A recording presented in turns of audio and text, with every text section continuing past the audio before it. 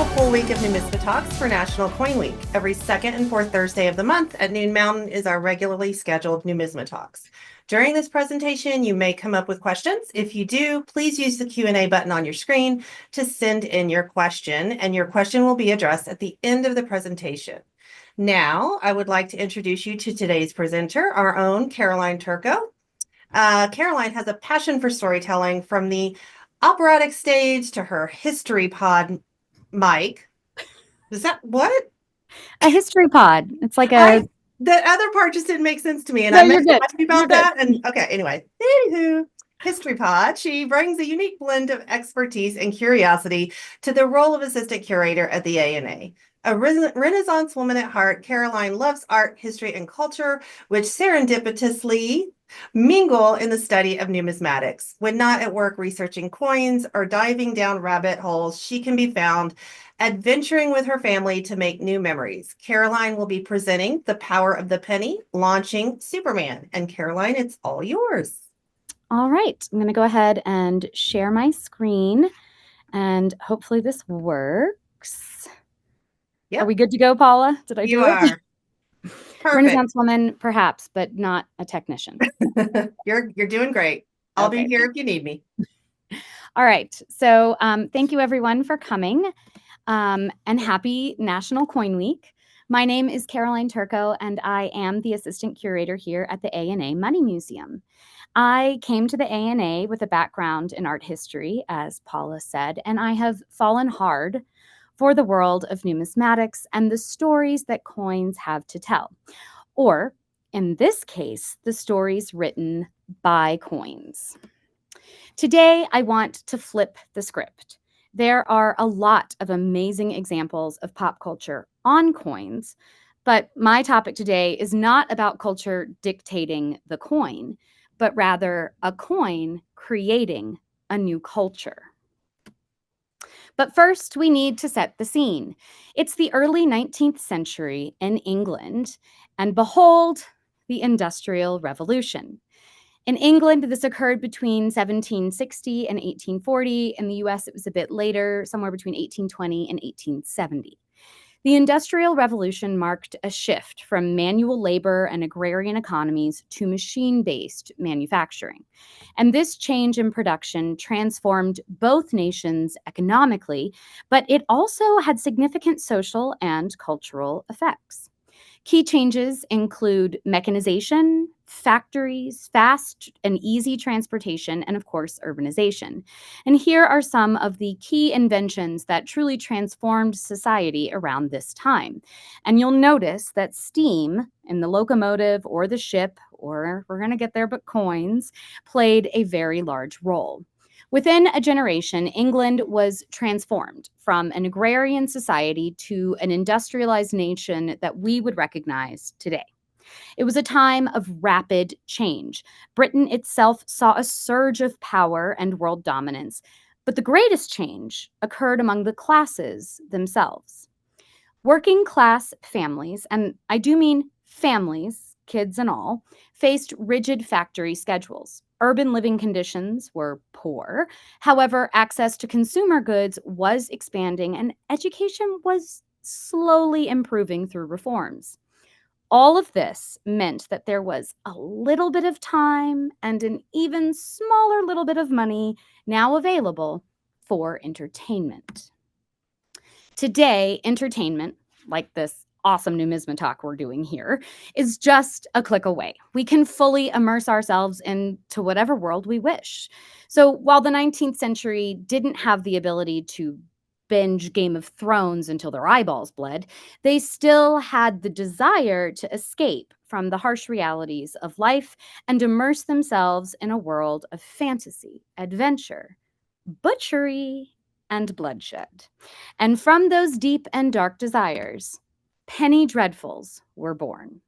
The demand came from a newly literate working class, especially adolescent boys. Education reforms had slowly increased literacy, but the cost of books was still incredibly high. Enter the penny, a perfect price point, cheap enough for even errand boys to afford, with stories serialized to encourage ongoing purchases. They were printed on low-quality wood pulp paper and sold weekly for a penny. Hence the name, and there were typically 8 to 16 pages within these. They included lurid woodcut illustrations on the cover and were especially known for their cliffhanger endings. Soon, they flew off the shelves. All of this was made possible by Friedrich Koenig's steam-powered printing press. In 1814, it took the world by storm. Rotary production allowed for quicker and cheaper printing, which in turn made printed media, formerly unattainable by the lower classes, much more easily accessible. And that led to a much more informed society overall. For the first time, the lower classes began to understand their collective power. In numbers, they had the strength of demand and were therefore equally as powerful as the people who wished to lord over them. Also, industrialization meant more job security and thus more people reading for leisure. Penny dreadfuls, which were also called penny horribles, penny awfuls, and most shockingly and fun, penny bloods, emerged from behind the dark corners of the 1830s. The first ever penny dreadful was published in 1836, titled The Lives of the Most Notorious Highwaymen. These stories about ne'er-do-wells preying on the wealthy were extremely popular, and they had basis in fact. They were usually taken from the life and times of real bandits from the last 2 centuries. After highwaymen fell out of fashion, it was time for publishers to kick it up a notch, which they did, with even more gruesome and bloody stories designed to make readers shiver with excitement and horror. Just like today, with shows such as Criminal Minds and CSI, true crime and mystery were incredibly popular. However, the most well-known penny dreadful is Sweeney Todd, the Barber of Fleet Street. Although the publication was actually entitled String of Pearls, and it was a very popular serial which introduced the characters of Sweeney Todd and Mrs. Lovett, who obviously chopped people up and baked them into pies, because what else would you do with people that have been murdered upstairs in the barbershop? Perhaps you have seen Tim Burton's more recent interpretation. To advertise these gory escapades, similarly to how we advertise things today, publishers relied on graphic, bloody illustrations. And the illustrations were an essential element as much as advertising as art. So it's not surprising, therefore, that one publisher instructed his illustrators, more blood, much more blood. And speaking of blood, what could be bloodier than a macabre monster that feeds on blood and fear? In fly our favorite blood-sucking fiends, vampires. The fear of the undead was deeply ingrained in the society at the time, going back all the way to the 11th century. And despite the Enlightenment and its scientific advancements, that fear really held firm in people's minds, which was understandable at a time when death rates were incredibly high. Penny bloods, or penny dreadfuls, were eager to cash in on the public's fears, and vampires proved the ultimate way to line their pockets. But to the aristocracy, a literate lower class was perhaps an even scarier prospect than the butcheress Sweeney Todd. The nobility knew the power of being informed. Penny dreadfuls exposed the dark underbelly of British society. Now, lining every newspaper stand, the aristocracy began to rage in opposition against them, which led to the 1857 Obscene Publications Act. However, this act further frustrated the aristocracy, though perhaps not for the reasons you'd expect. It wasn't because the upper class was concerned with the rights of their lowly counterparts, but rather because they really, really wanted to keep their dirty pictures. Fortunately, Lord Campbell reassured them that the act wouldn't focus on trifling things like pornography, but would instead, quote, apply exclusively to works written for the single purpose of corrupting the morals of the youth and of nature calculated to shock the feelings of decency in any well-regulated mind. Oh, in that case, if they could keep their pictures of naked women and control the media at the same time, it was a win-win. The act easily passed, and many publication companies experienced near immediate police raids and were then tried in accordance with this new law. However, this was not enough to stop the juggernaut that was the penny dreadful. By the mid 19th century, hundreds of thousands were clamoring for more, despite continual lectures on its immorality. On the 17th of July in 1895, during an exceptionally hot and dry summer, the decomposing body of a woman named Emily Coombs was found in a small terraced home in Plainstow, East London. Her two sons, Robert and Natty Coombs, aged 13 and 12 respectively, were charged with the murder. Robert said that he had stabbed his mother to death at his brother's urging. When the police searched the house, what did they find but a collection of penny dreadfuls in the back parlor? When the coroner's jury delivered its verdict, it drew particular attention to these magazines.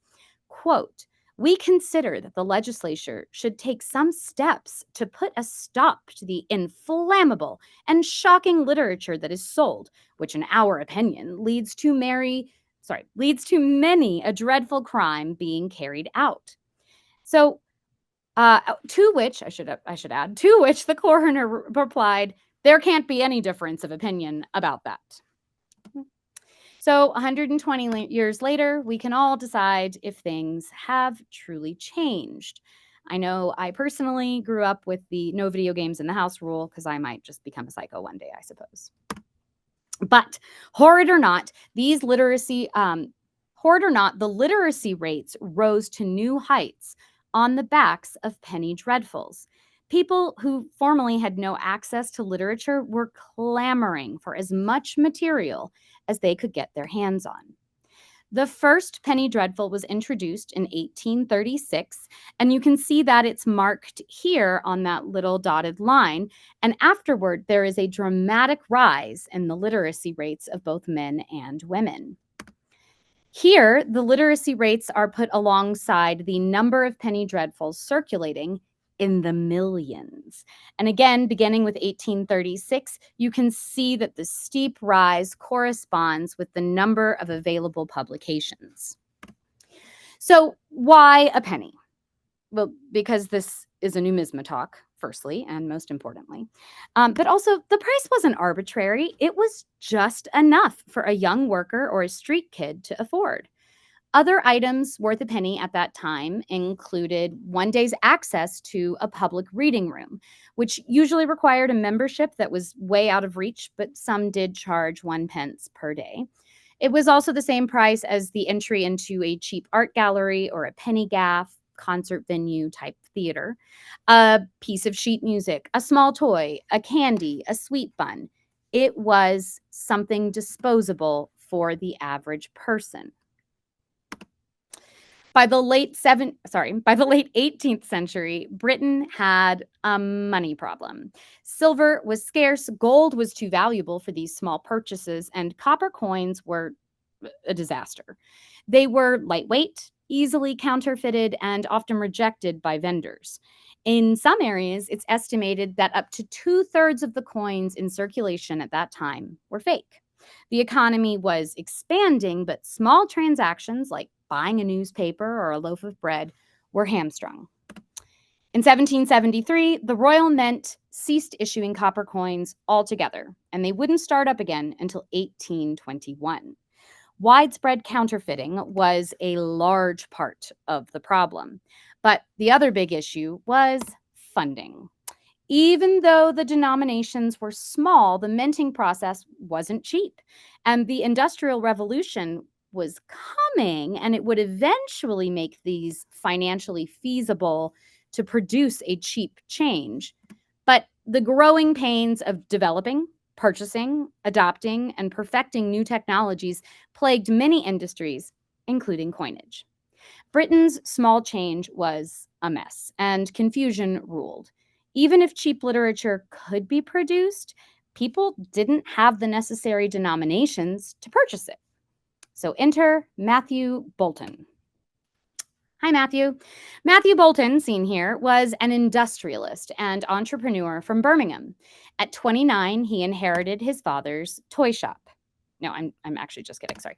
Toy had a very, very different meaning than what we recognize today. It was applied to any metallic commodity with a high ratio between its value and its weight, meaning that small metallic items which took time and skill to make, examples like tweezers, sugar tongs, which have sadly fallen out of daily use, and watch chains, buckles, earrings, even buttons. Bolton had a vision. He also possessed the energy and finances, thanks to his first and second wife's dowries, to make it possible. He believed a new way of business was on the horizon, and today we know that industrialization would revolutionize the production of consumer products forever. But at the time, wishing to control the entire industrial process was a novelty. Bolton purchased a new site for his new manufactory, and that would someday stand as one of the most powerful monuments to industrialization, the Soho Mint. But not quite yet. Let's say hi to Mr. James Watt. I'm sure many of you are familiar with his resume. He was a Scottish inventor and mechanical engineer, and he would eventually revolutionize industry and transportation with his improvements to the steam engine. He introduced the concept of horsepower, which gave rise to the unit of power known as hertz. No, I'm just kidding. It's the watt, obviously. And these two men, James Watt and Matthew Bolton, factory owner and engineering genius, met and became instant friends, a friendship that would change the course of history. They formed a partnership in 1775, Bolton and Watt, which went on to become Bolton, Watt and Company. Here they are, immortalized in metal by this 1871 celebratory medal depicting conjoined busts of Bolton and Watt. Now, they had the brains, they had the factory, but for an industrial enterprise to be truly successful, you needed a few key things: nearby water for that steam, readily and cheaply available fuel, and access to the markets in the form of canals or roadways, any way to transport the manufactured goods to the purchasers. Birmingham had all three, but what it didn't have was manpower. Water, fuel, and access often didn't go hand in hand with large, dense populations, and therefore factories, such as Bolton and Watts, had to entice skilled and unskilled labor to come to them. Birmingham wasn't exactly a big sell. In fact, one of Bolton's lifelong goals was to improve the reputation and lifestyle within his city, which he would certainly do. But in the meantime, only a fool would leave the clean air of Norfolk for the sooty smog of Birmingham. There was, however, one commodity that attracted laborers. In fact, it attracts you guys here today: coins. And so we're back to 1775. Bolton and Watt have struck out to make steam engines. They just need to entice the labor force.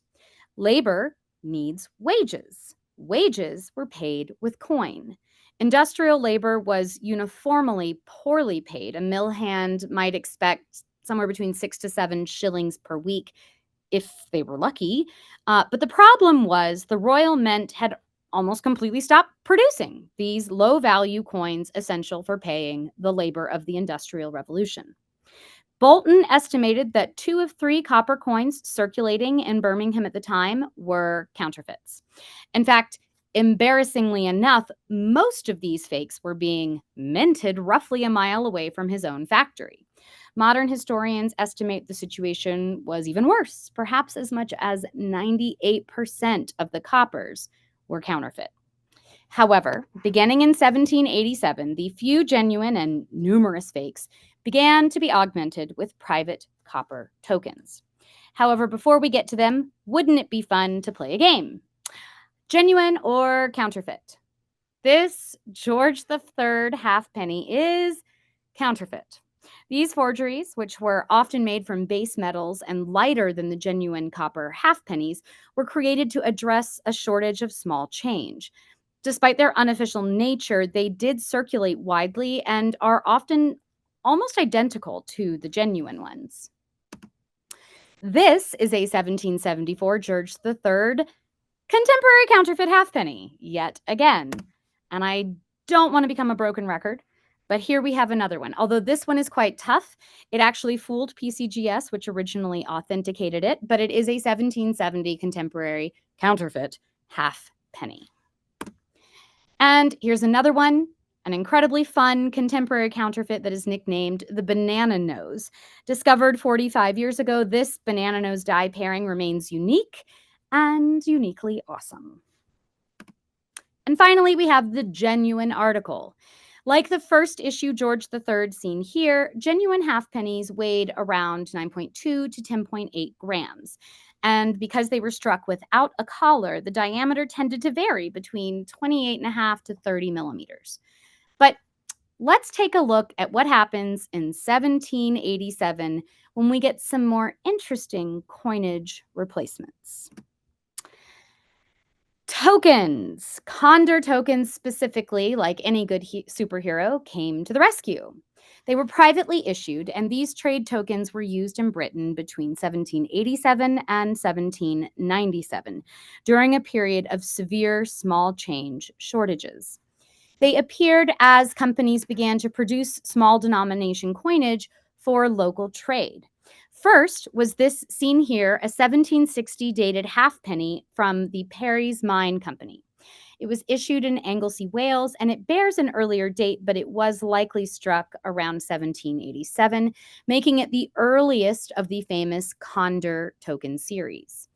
This example is typical, and it features a druid's head on the obverse and a wreath, sometimes some sort of other written wording on the reverse. Though privately issued, Condor tokens were widely accepted because they were of honest weight and they met a commercial need. Here we see a very nice one advertising for a book dealer, which is quite appropriate considering today's topic. Their legal status was unofficial, but authorities tolerated them because they were practical. Designs often featured local landmarks, political commentary, or commercial advertising, which made them miniature works of art and historical documents. By the early 1790s, they were in wide circulation. The name Condor token comes from a Mr. James Condor, a draper from Ipswich.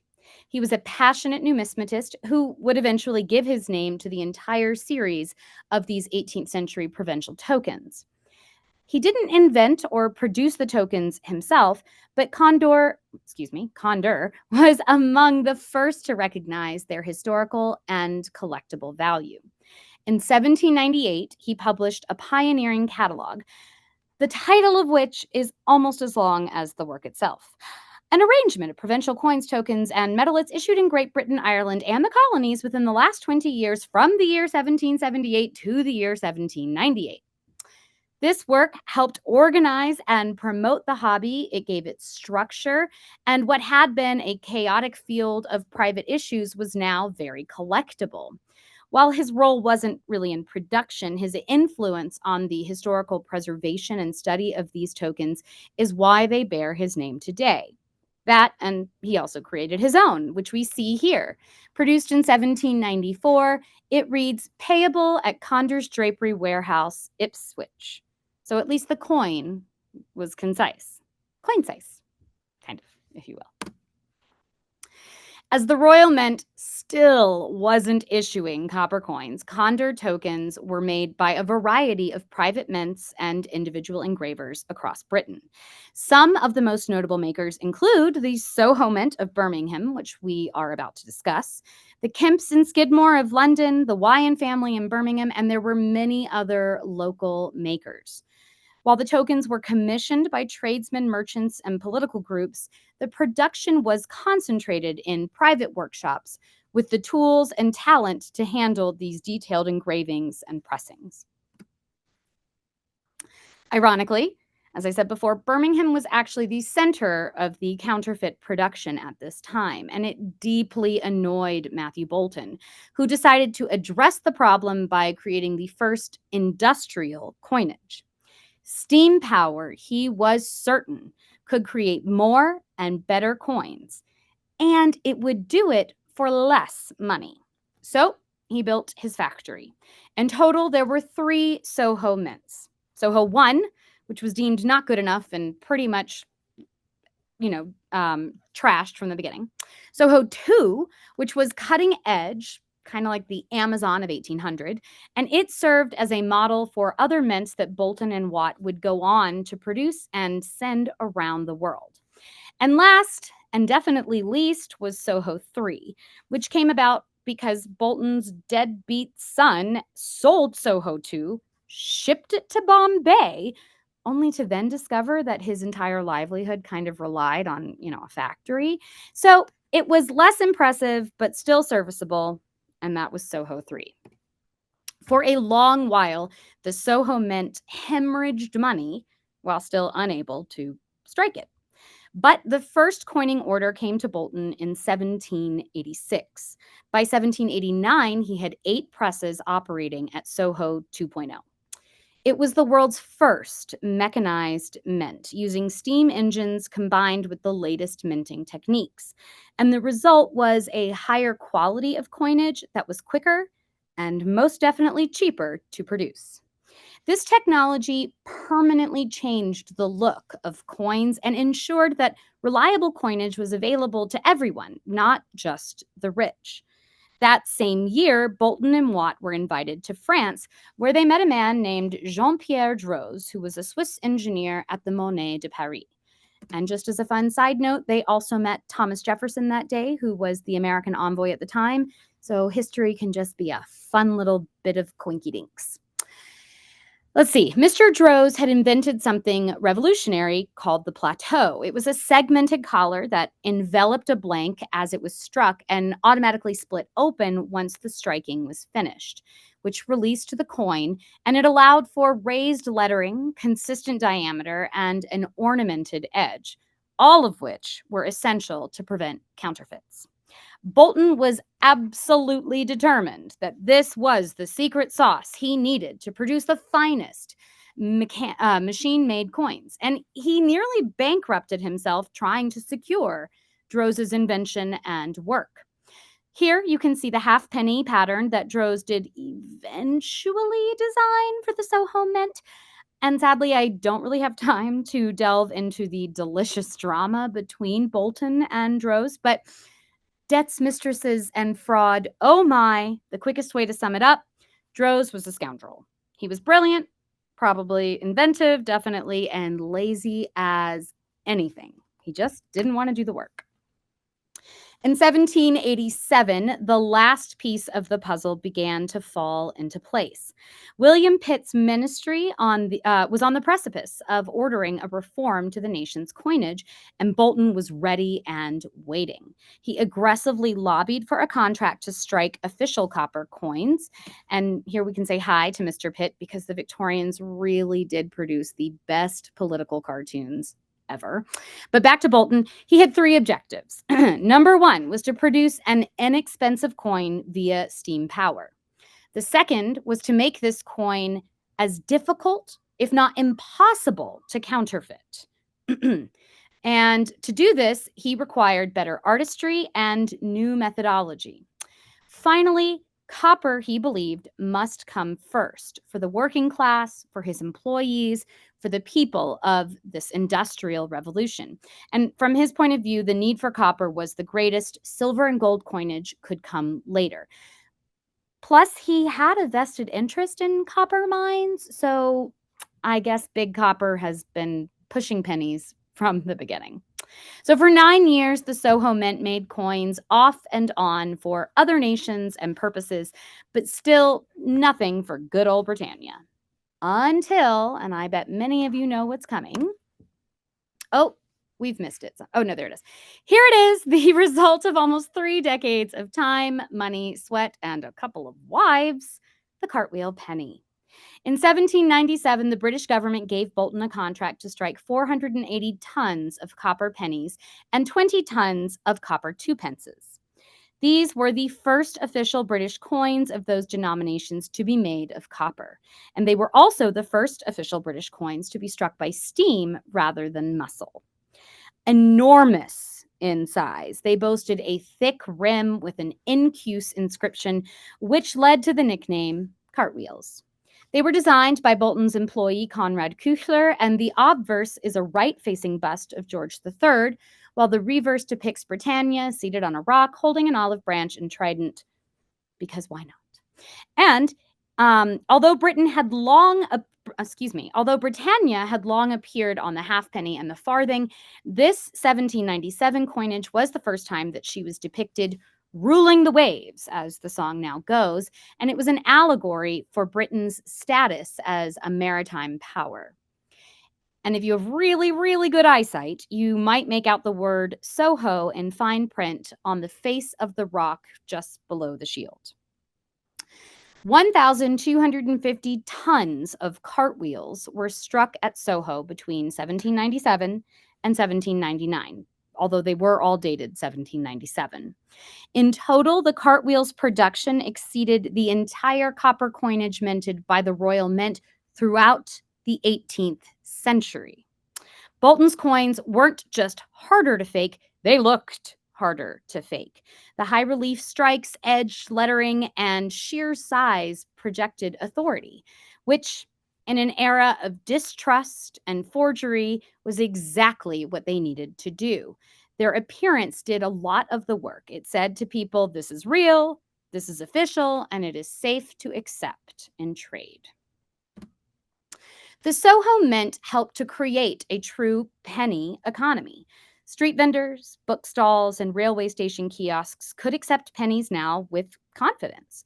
That made it viable to sell these low-cost, high-volume goods like serial fiction. And that's right, we have finally come full circle. I promised we'd get there. The economic infrastructure for the penny dreadful was in part forged in copper and steel, thanks largely to the tireless efforts of Matthew Bolton. The more people who bought cheap fiction, the more publishers printed it. The more people that read it, the more demand for stories, and the more pennies that flowed through the system. The loop became stronger and stronger, and industrial coinage enabled industrial storytelling. This wasn't just about horror, it was about mass participation in cultural life. Penny dreadfuls weren't great literature. Please don't get me wrong, they were really badly written at times, but they were something else. They were democratic. For a penny, a working class kid could read about dukes and devils, pirates and politicians, and it gave them access to the written word, the printed image, and the public imagination. That access was partly economic, and that economy ran on Mr. Bolton's coins. Matthew Bolton died in 1809, right before his son sold off Soho II to Bombay, but his minting techniques lived on. His coins helped stabilize the British currency and reestablish public trust in small change, and that trust was essential. The penny became a tool of transaction, also a unit of fear and a gateway to literacy. Bolton gave us the metal, penny dreadfuls gave us the murder, and together they forged a cultural revolution. As the 19th century progressed, penny dreadfuls faced increasing competition from other cheap literary formats, like story papers and halfpenny stories, which were even cheaper, both in substance and in substrate, as they supposedly caused terrible paper cuts with all that wood pulp. Eventually, the term penny dreadful gave way to the broader story papers, which was followed by a word you might recognize from today, pulp fiction. Yes, that term literally means fiction printed on wood pulp. Penny dreadfuls inspired parallel developments in the US. Dime novels emerged in the 1860s. These were 10-cent small format books filled with Wild West tales, frontier heroes, and of course, crime stories. And like their British cousins, they were mass produced and highly sensational. By the 1880s, dime novels were increasingly produced by syndicates, which cranked out massive numbers of these stories in very formulaic, repetitive plots. By the early 20th century, dime novels had morphed into pulp magazines, which in turn laid the groundwork for comic books. In 1933, the first modern comic book, Funnies on Parade, was published in the US. And finally, as promised, in 1938, 102 years after the first Penny Dreadful, Action Comics #1 introduced Superman, launching the superhero genre. Just like the Penny Dreadfuls, any early comics retained that formula of serialized, low-cost escapism with bold visuals and simple tales of morality. Penny Dreadfuls were here to stay one way or another. Fueled by rising literacy and in turn encouraging even more reading, Penny Dreadfuls in Victorian Britain paved the way for American comic books, which proves that when demand for cheap literature grows, there's really only one way to pay for it, which is the penny.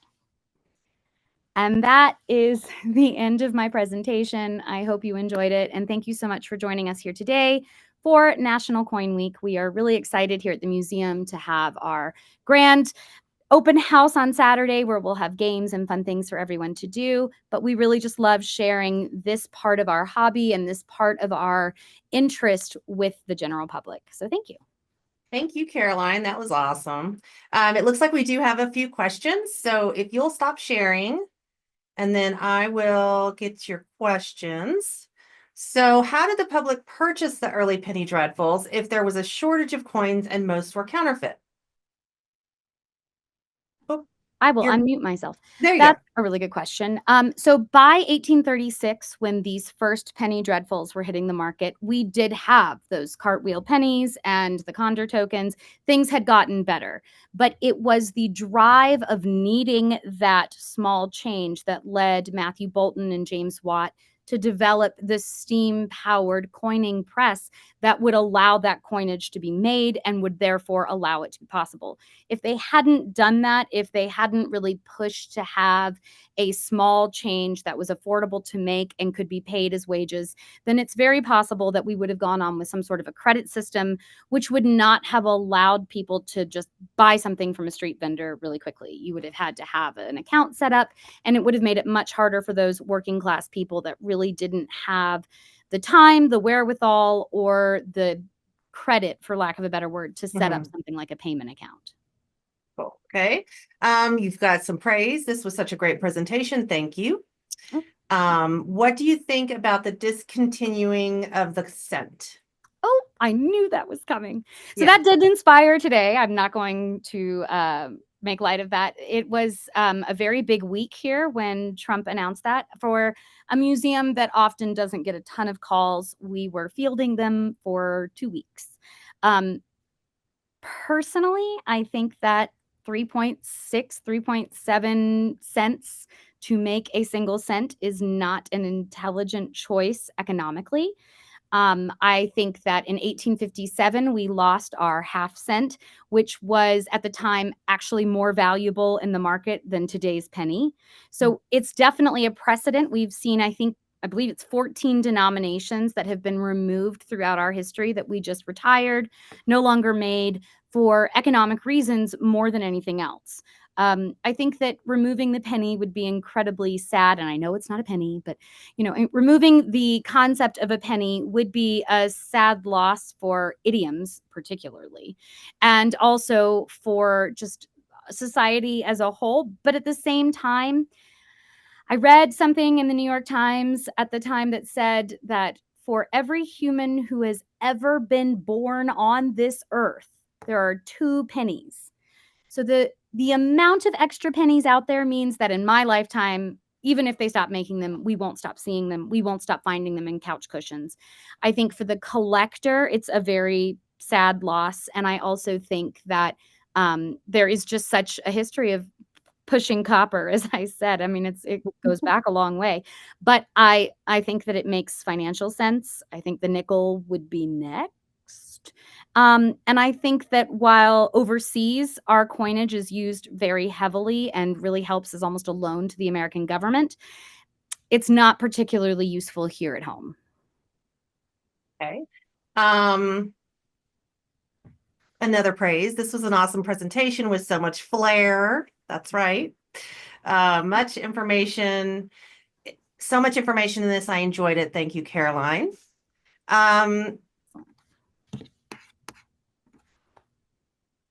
Maybe the US Mint could keep the penny going, but as a 1 ounce bullion release, this could keep the penny alive and offer a new bullion investment as the metal becomes more valuable. I would definitely like to see it continued for collecting purposes. I also really think that what we put on our lowest denomination is very telling about what we think of ourselves as a nation. Most nations, empires throughout history have used their lowest denomination to speak to the people themselves. Often the higher denominations, the gold and the silver, was used for trade, but not for day-to-day transactions, just like we see here.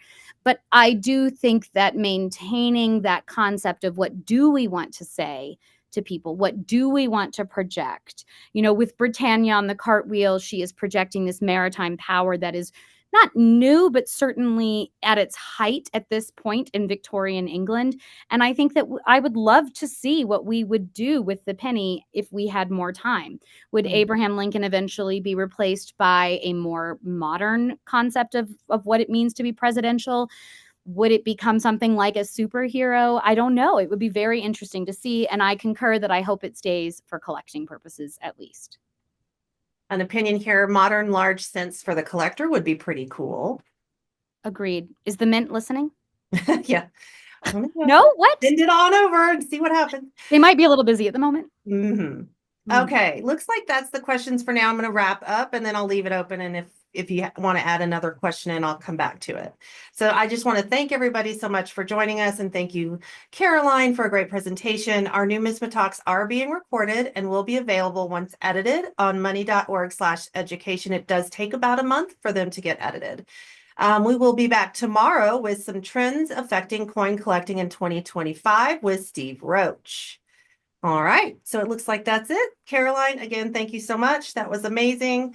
And I hope everybody has a really great day. Thank you for tuning in.